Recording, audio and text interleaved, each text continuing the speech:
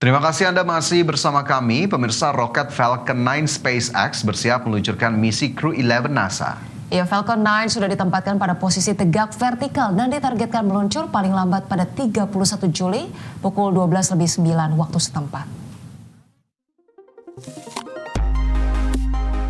SpaceX telah memindahkan roket Falcon 9 ke landasan peluncuran di Kennedy Space Center 27 Juli lalu. Roket ini akan digunakan untuk meluncurkan misi Crew 11 yang diinisiasi oleh NASA. Falcon 9 akan mendorong pesawat antariksa Dragon Crew keluar angkasa sebelum pesawat tersebut melaju ke Stasiun Luar Angkasa Internasional atau ISS. Setelah mendarat di ISS, keempat astronot akan menjalankan berbagai penelitian sains selama beberapa bulan. Kini Falcon 9 telah ditempatkan pada posisi tegak vertikal. Roket ini ditargetkan meluncur paling lambat pada 31 Juli pukul 12:09 waktu setempat. Dalam misi peluncuran kali ini, SpaceX akan mengantar astronot dari NASA, Badan Eksplorasi Antariksa Jepang atau JAXA, dan Roscosmos. Dua astronot dari NASA adalah Zena Kertman dan Mike Finke. Sementara itu, astronot dari JAXA adalah Kimia Yui dan kosmonot dari Roscosmos adalah Oleg Platonov. NASA menyatakan bahwa keempat astronot ini akan melakukan penelitian ilmiah terbaru di laboratorium antariksa tersebut. Sejumlah penelitian dilakukan untuk mempersiapkan eksplorasi manusia di luar orbit bumi. Hasil penelitian lainnya pun diharapkan dapat memberikan manfaat bagi para peneliti di bumi atau bagi manusia secara keseluruhan. Berbagi sumber, IDX Channel.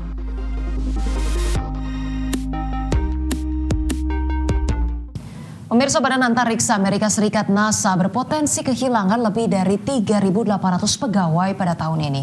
Hal itu seiring dengan upaya pemangkasan pegawai federal oleh pemerintah Amerika Serikat. Badan Antariksa Amerika Serikat atau NASA berpotensi kehilangan sekitar 3.870 pegawai yang mengikuti program pengunduran diri sukarela tahun ini. Langkah tersebut merupakan bagian dari upaya pemerintahan Presiden Donald Trump untuk memangkas jumlah pegawai pemerintah federal. Dalam pernyataannya, NASA menyebut jumlah tersebut masih bisa berubah tergantung pada proses evaluasi yang berlangsung. Perubahan jumlah akan terjadi jika pegawai membatalkan pengajuan atau permintaan mereka tidak disetujui oleh pimpinan. NASA menegaskan operasional perusahaan akan tetap diutamakan, namun saat ini NASA berkomitmen dalam perampingan dan efisiensi organisasi untuk tetap bisa melakukan eksplorasi luar angkasa, termasuk misi menuju bulan dan Mars. Adapun sepanjang 2025, NASA telah membuka 2 gelombang program pengunduran diri bertahap, dan setelah program ini selesai serta ditambah pengunduran diri normal sekitar 500 orang, jumlah pegawai tetap NASA diperkirakan hanya tersisa sekitar 14.000 orang. Gelombang pertama dilakukan pada awal masa pemerintahan Donald Trump periode kedua. Saat itu pegawai federal NASA ditawari kompensasi pengunduran diri melalui email sebagai bagian dari upaya efisiensi yang dipimpin oleh Departemen Efisiensi Pemerintahan yang dipimpin Elon Musk kala itu. Berbagai sumber IDX Channel.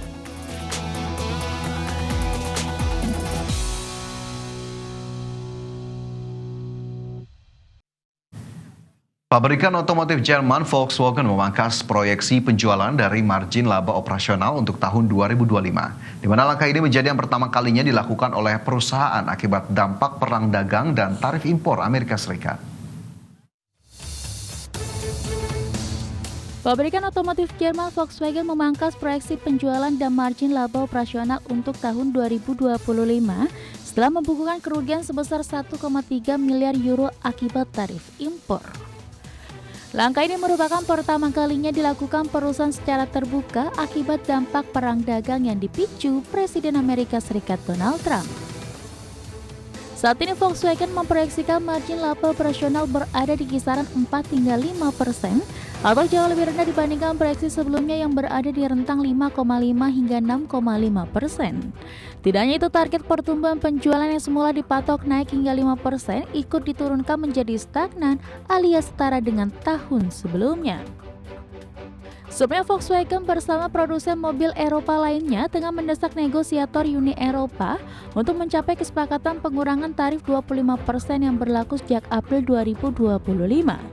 di mana diplomasi Eropa tengah mengarah pada konsensus tarif 15% guna menghindari kenaikan lebih lanjut menjadi 30% mulai 1 Agustus mendatang. Pada kuartal 2 lalu, Volkswagen melaporkan laba operasional sebesar 3,8 miliar euro atau turun sekitar 29% secara tahunan yang disebabkan kombinasi tarif, biaya restrukturisasi, serta peningkatan penjualan mobil listrik bermargin rendah. Meski secara global pengiriman kendaraan meningkat 1,5% di semester 1 2025, namun penjualan ke pasar Amerika justru turun hampir 10%. Berbagai sumber, IDX Channel.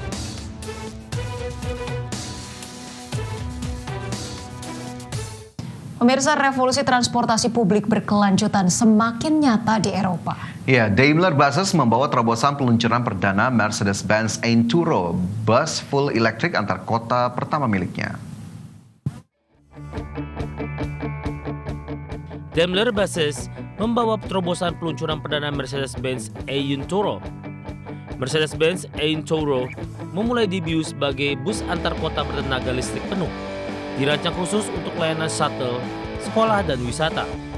Basisnya berasal dari platform Einturo bermesin diesel yang sudah terbukti kini bertransisi ke motor listrik dengan baterai LFP. Demi mendukung elektrifikasi, Daimler memperkenalkan teknologi baterai NMC4 pada lini H-Citaro mulai 2026. Baterai baru ini menawarkan kepadatan energi yang tinggi dan umur pakai panjang, mampu mengisi daya cepat hingga 300 kW. Untuk Einturo, digunakan baterai LFP dengan keunggulan stabilitas dan daya tahan lama. Seluruh inovasi ini ditunjang layanan purna jual seperti rekondisi dan penggantian baterai untuk memperpanjang umur kendaraan listrik dan memastikan efisiensi operasional bagi operator. Busworld Europe 2025 menjadi momentum penting bagi Daimler Buses untuk menunjukkan arah baru transportasi publik lebih hijau, cerdas, dan berkelanjutan. Inovasi Einturo, baterai NMC4 dan LFP, serta layanan digital terintegrasi jadi bukti nyata komitmen mereka dalam memimpin era baru kendaraan bebas emisi. Sebagai sumber IDX Channel.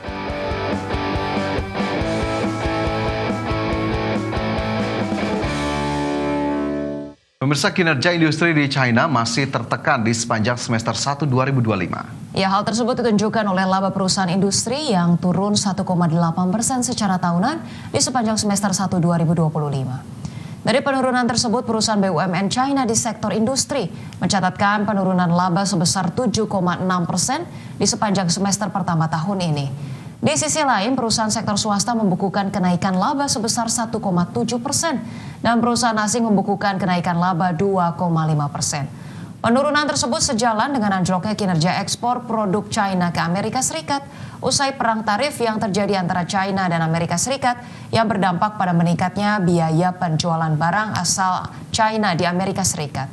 Sejumlah kalangan memprediksi perang tarif akan kian menekan margin keuntungan produsen di China.